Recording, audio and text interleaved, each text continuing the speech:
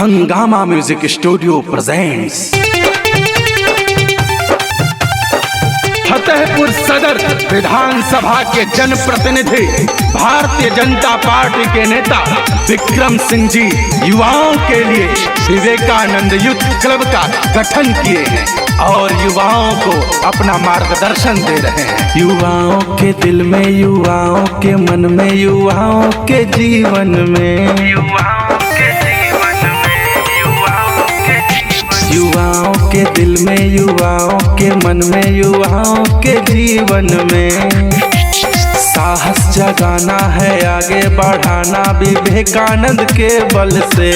स्वामी विवेकानंद के जैसा जीवन में जगना है, युवाओं को एकजुट रखना है, विक्रम भैया का ये सपना है। देश के विकास में ही लगना है, विक्रम भैया का ये कहना है। खेल में अभिरुचि रखने वाले युवाओं को फ्री में खेल किट वितरित करने के लिए माननीय विक्रम भैया को फतेहपुर सदर के सभी युवाओं की तरफ से धन्यवाद।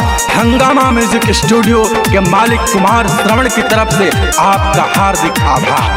फतेहपुर सदर के युवा सारे साथ हैं, विक्रम सिंह भैया तुम्हें धन्यवाद है।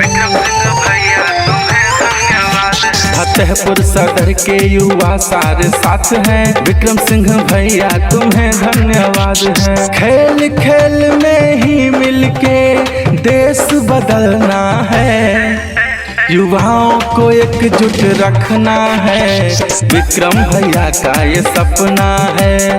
देश के विकास में ही लगना है, विक्रम भैया का ये कहना है।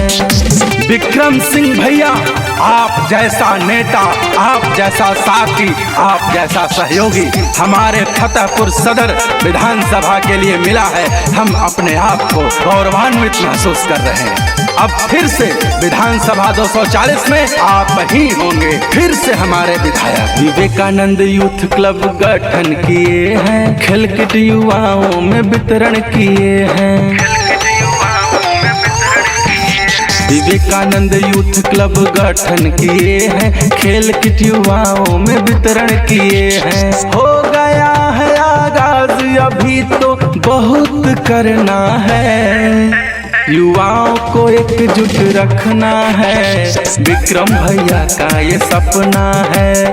देश के विकास में ही लगना है, विक्रम भैया का ये कहना है।